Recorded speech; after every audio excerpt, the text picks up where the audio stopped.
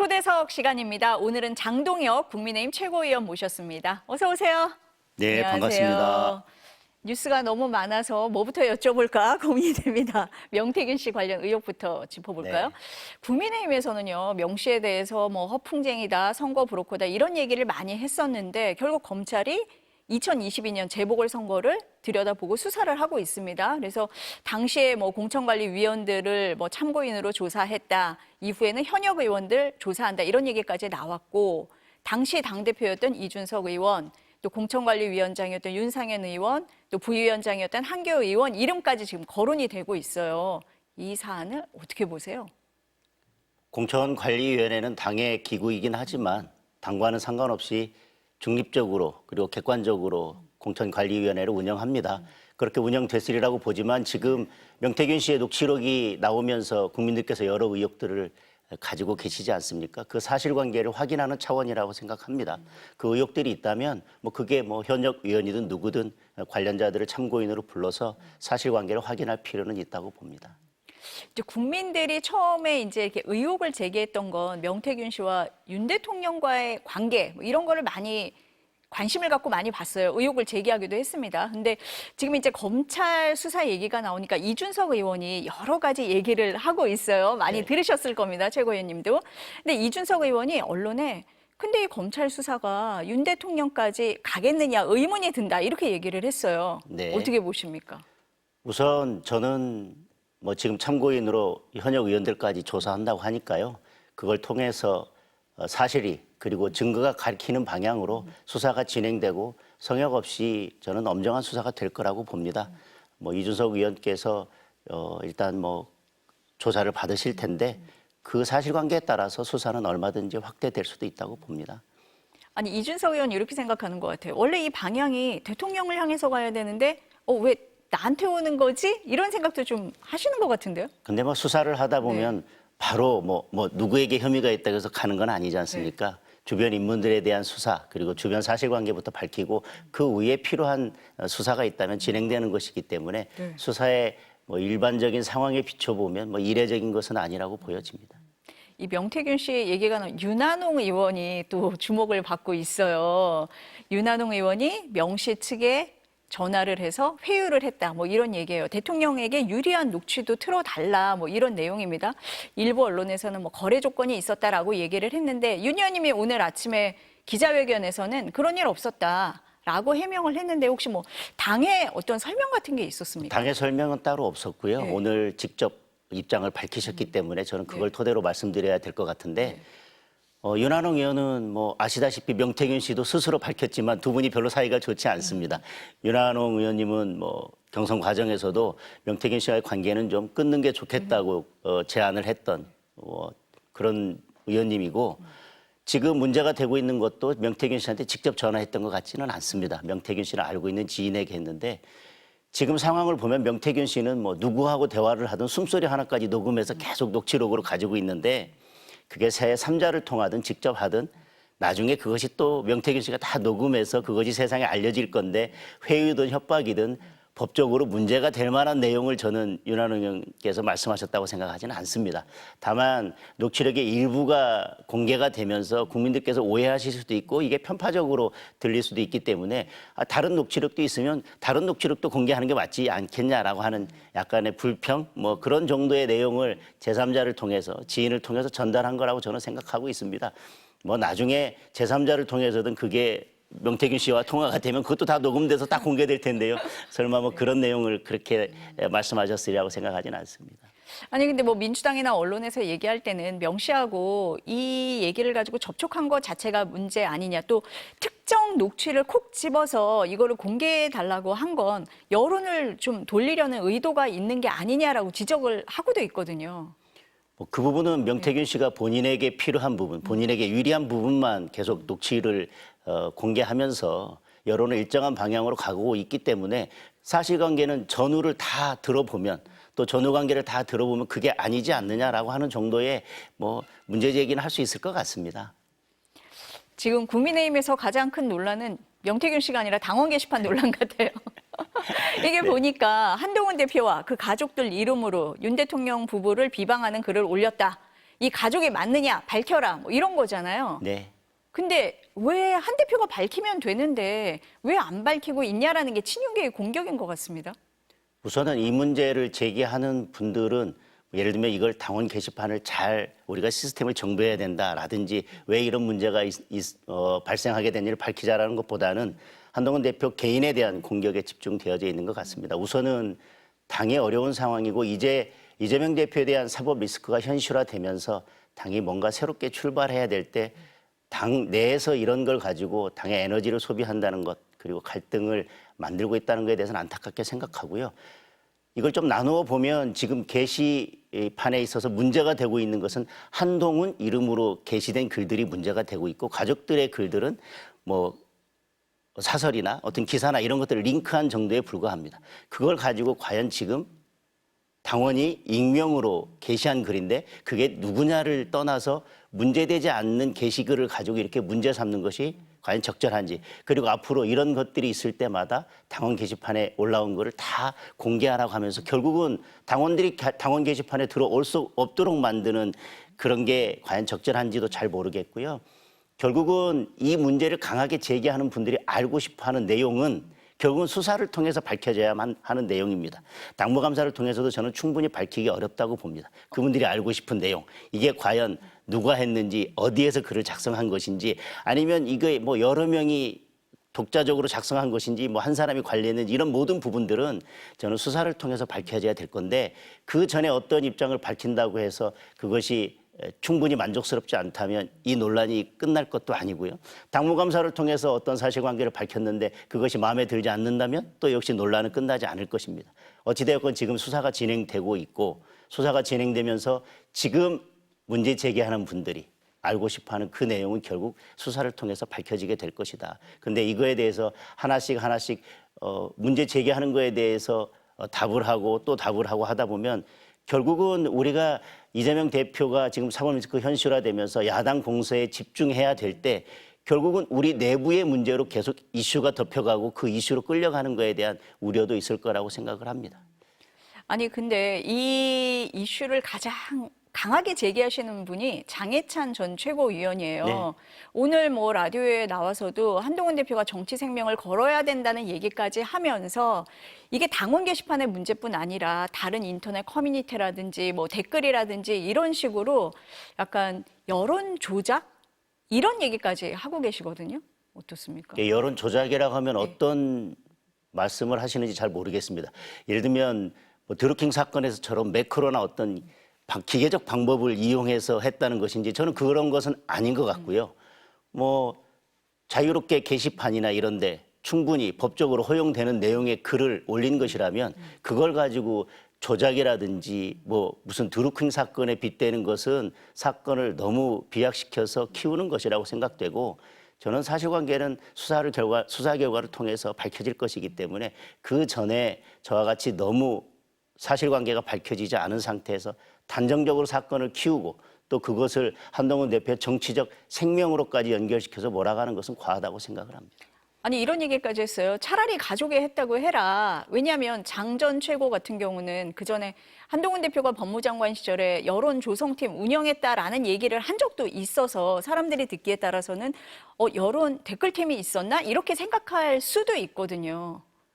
근데 대응을 안 하고 있으면 오히려 오해라고 지금 말씀을 하셨으니까. 법무장관 시절 여론 조성팀에 대해서는 전당대회 과정에서도 뭐 줄기차게 문제 제기가 있었고 그에 대해서는 한동훈 대표가 명확하게 입장을 밝힌 바 있습니다. 저게 그냥 개인이 가족이 글을 올린 것인지 가족이 올린 것이 맞는지를 떠나서 저렇게 댓글 조작이 있었는지 어떤 기계적 방법까지 동원했는지 여부는 결국은 수사 결과를 통해서 밝혀질 것인데 수사를 의뢰해 놓고 고발되어 있는 상태에서 계속 먼저 입장을 밝혀라라고 하는 것은 이것을 가지고 계속 이슈를 키우고 이슈를 만들어서 한동훈 대표의 정치적인 부담을 주려고 하는 것이라고 저는 그렇게 생각하고 있습니다. 아니 최고위원님도 말씀을 하셨지만 한 대표도 지금 이제 이재명 대표에 대해서 좀 집중할 시기에 왜 한동훈 대표를 공격하느냐라는 말씀을 우회적으로 좀 하고 계신 것 같아요. 비슷하게 생각을 하고 계시는 겁니까? 뭐 저도 그렇게 생각을 하고 있습니다. 근데 예를 들면 뭐 이런 걸 밝혀라 저런 걸 밝히라 한다고 해서 저는 이 이슈가 끝나지 않을 것입니다. 그분들은 결국은 한동훈 대표의 정치적 생명을 끝내려고 지금 저는 뭐 마음 먹고 달려들고 있다고 생각을 합니다. 그렇기 때문에 어떤 답변을 내놓든 중간에 어떤 입장을 발표하든 그것들이 마음에 들지 않는다면 이 이슈를 끝까지 끌고 갈 것이기 때문에 전국적으로 이 문제가 해결되고 국민들의 판단을 받으려면 저는 수사 결과를 지켜보는 수밖에 없다고 생각합니다. 민주당 얘기 좀 여쭤볼게요. 지난주에 이재명 대표 1심 선고가 나온 뒤에 민주당의 좀 공격이라고 할까 공세수에 좀 높아지는 것 같아요. 검찰을 향해서. 뭐 그 전에도 높았는데 더 충분히 높았으니까. 높았는데 뭐 네. 민주당의 법원이나 검찰에 대한 네. 공격 수위는 뭐 네. 사실 국민들께서 듣기 민망할 정도의 과격한 언어로 높았는데 네. 뭐 또 검찰에 대한 뭐 연속된 탄핵부터 네, 시작해가지고 그거 좀 여쭤볼게요. 어떻습니까? 28일 본회의에 네. 이창수 서울중앙지검장을 비롯해서 3명에 대해서 탄핵소추안을 올리겠다라고 합니다. 어떻게 보세요? 지극히 감정적인 거고 이제 국민들께서도 아실 거라고 생각합니다. 그러나 민주당에서는 그런 네. 비판이 있고 역풍이 있다 하더라도 지금 수사를 담당하고 있는 핵심 지위에 있는 사람들에 대해서 탄핵소추안을 일단 의결시켜서 그분들의 직무를 정지시킴으로써 수사 진행이나 재판 진행에 대해서 뭔가 좀 방해를 해야겠다라고 하는 의도가 깔려 있기 때문에 뭐 올릴 것이고 통과시킬 것입니다. 네. 그럼 그냥 지켜보시는 입장인 건가요? 뭐 민주당이 다수 네. 의석을 가지고 네. 과반 이상의 의석으로 충분히 할 수 있는 일을 하면서 이재명 대표에 대해서 방탄할 수 있는 것은 무엇라도 하겠다는 입장이라면 뭐 그건 막을 수 있는 방법은 없고 결국은 민심에 의해서 국민들의 판단에 의해서 결국은 나중에 시간을 두고 그것들이 차곡차곡 쌓여서 다음 선거에서 결국은 심판이 이루어질 것이라고 봅니다. 저희가 요 앞에서 잠깐 논의를 했었는데 민주당이 내놓은 선거법 개정안에 대해서는 어떻게 보세요? 굳이 이재명 대표 선거 전날 허위사실 공표죄를 없애는 선거법 그리고 선고가 되니까 일단 징역형이 선고가 되니까 일단 1,000만 원 이상으로 올려야 된다고 하는 것. 저는 시기적으로 봤을 때 지나치게 오해를 받기 딱 맞는 그런 법안을 냈다고 생각을 하고요. 그런 논의들은 충분히 있을 수도 있습니다. 그런데 왜 이재명 대표 선거 전날 또 당선 무효형이 선고된 날 그런 법안을 올리냐는 것이고 그리고 또 이재명 대표가 물론 뭐 언제 그런 축사를 했냐 뭐 논란이 있지만 이재명 대표가 여기에 힘을 실어주는 것은 명백한 이해상충이고요. 입법권을 남용하는 것이라고 생각합니다. 그리고 결국은 이렇게 된다면 전날 허위사실 공표죄를 없애는 삭제하는 법안을 발의했다는 게 민주당에서도 어느 정도 유죄를 직감하고 있었다는 것이고 그날 1,000만 원 이상 당선 무효형을 1,000만 원 이상으로 해야 되겠다고 하는 것은 이제는 이 사건에 대해서 항소심에서 아무리 잘 싸운다 하더라도 100만 원 밑으로 형을 낮추기는 어렵다고 하는 것을 스스로 자백하는 것이 아닐까요? 아까 민주당이 뭐 검찰이나 사법부에 대해서 공격을 계속 해왔다라고 말씀을 하셨습니다. 근데 25일에 이제 또 다른 1심 선고가 있잖아요. 네네. 근데 국민의힘에서 뭐 법원에서는 생중계 불허를 했지만 생중계하라고 요구를 하고 또 재판 지연 감시라고 표현을 해야 되나요? 네네. TF도 만들고 하셨잖아요. 이것도 사법부에 대한 압박 아니냐 뭐 이런 지적도 있습니다. 물론 그렇게 볼 여지도 네. 있지만 저는 국민들께서 판단할 것이라고 보여지는데요. 이게 허용되는 범위 내의 것인지 그 범위를 벗어나는 것인지인데 저희들이 생중계하자라고 하는 것은 사실은 법원에 대한 목소리를 낸 것보다는 이재명 대표에게 그렇게 재판이 잘못됐고 검찰의 기소가 엉망이라고 하셨으니 선고라도 그러면 국민들께서 보실 수 있도록 자신이 있다면 생중계를 해달라고 요청하시는 게 어떻겠느냐라고 계속 이재명 대표를 향해서 얘기했던 게 저는 주된 포인트였다고 생각을 하고 그다음에 이게 뭐 재판 지연 TF에 대해서도 저희들이 법률적으로 충분히 감시할 수 있는 범위 내에서 감시를 하고 이걸 국민들께 알리겠다는 겁니다. 이렇게 지금 재판 지연을 시도하고 있다고 하는 것을 국민들께 알리겠다는 것이고 그리고 국민의힘이 고발인이 된 경우에는 고발인으로서 재판 진행에 관해서는 법이 허용하는 범위 내에서는 충분히 법적 견해를 밝힐 수 있기 때문에 그것을 뭐 사법부에 대한 뭐 압박 뭐 이렇게 표현하는 것은 좀 과한 것 같습니다. 그 민주당 측에서 재판 지연을 그동안 해왔다라고 보시는 건가요? 예를 들면 법관에 대한 기피 신청 그리고 이제 그것이 또 기각이 되면 또 다시 항소심 대법원까지 가면서 계속 시간이 됐고 네. 공전되고 그런데도 불구하고 또 얼마 있다 또 다시 기피 신청을 하거나 재판부를 변경해 달라고 신청한다거나 뭐 그런 것들은 제가 봤을 때는 법에 정해진 것이지만 그것을 남용해서 재판 지연 수단으로 사용했을 가능성도 크고 충분히 그런 의심을 받기에 충분하다고 생각합니다.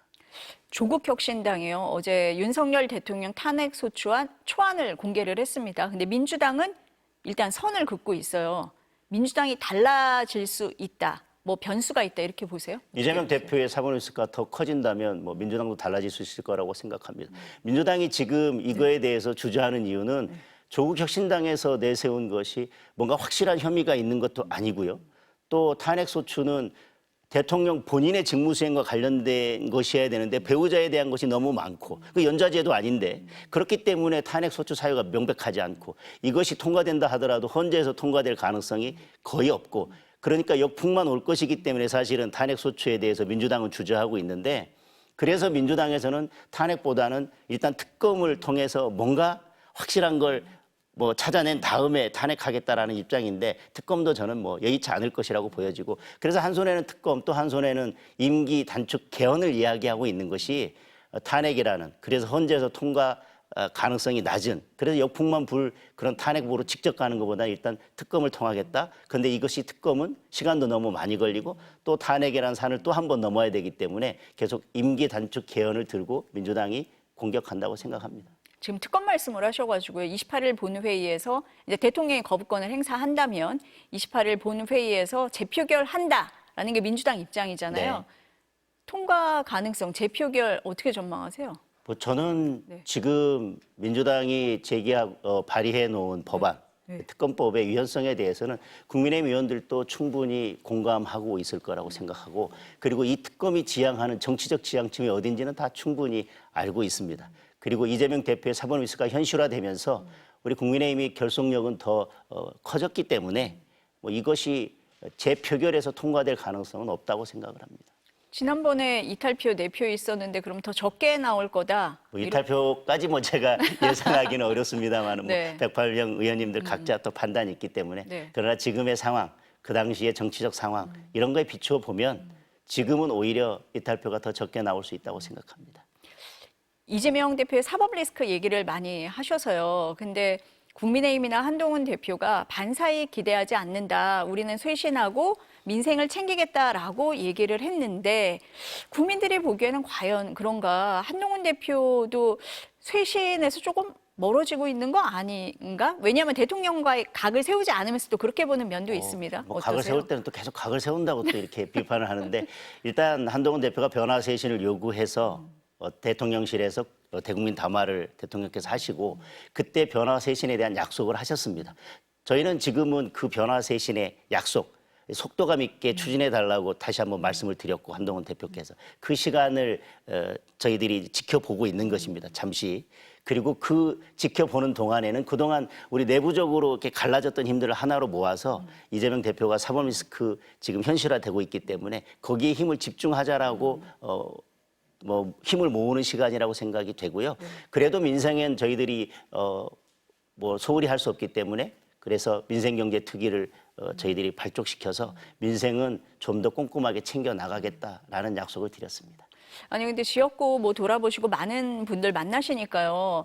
근데 뭐 정부에서는 경제 좋아진다는 얘기 많이 하지만 오늘 IMF에서 나온 뭐 경제 성장률이라든지 이런 걸 보면은 내년에는 더 어렵다 이런 얘기를 하거든요. 근데 정말 정부 여당이 경제를 챙기고 있나라는 물음을 많이 합니다. 뭐 경제 어려운 것은 뭐 여러 국민들께서 말씀하시고 있고 말씀하신 대로 지역에 가면 많은 분들이 지금 실제로는 너무 어렵다고 말씀을 하시고 있습니다. 물론 정부에서는 여러 경제 지표를 발표하고 있지만 그런 경제 지표로 나타나는 것과 실제 바닥에서 국민들이 실생활에서 느끼는 물가, 그런 체감 물가나 경제 이것은 다를 수 있다고 생각되는데 정부에서도 더 꼼꼼히 챙겨야 될 거라고 보여지고 그런 내용들을 좀 예산에 잘 담았으면 좋겠습니다. 그것과는 별개로 당에서도 민생을 좀 더 꼼꼼하게 챙기기 위해서 말씀드린 것처럼 민생경제 특위도 발족시키고 현장 행보를 더 강화하게 나가겠다는 약속을 드렸고 앞으로 잘 해 보도록 하겠습니다. 아니 한동훈 대표가 대통령실에 쇄신을 요구했고 아까 시간을 갖고 지켜보겠다라고 하셨는데 대통령실에서는 예산안 이후에 뭔가를 할 것 같아요. 근데 뭐 그 이후까지 기다리시는 겁니까? 저희들이 속도감 있게 뭐 추진해달라는 말씀을 드렸고 저희들이 적절한 시점에 지금 이루어지고 있는 변화 쇄신에 대해서 필요한 목소리를 낼 필요가 있다면 그에 대한 목소리를 내도록 하겠습니다. 일단은 지켜보겠다라는 네. 입장으로 듣겠습니다. 네, 오늘 말씀 여기까지 듣겠습니다. 감사합니다. 고맙습니다.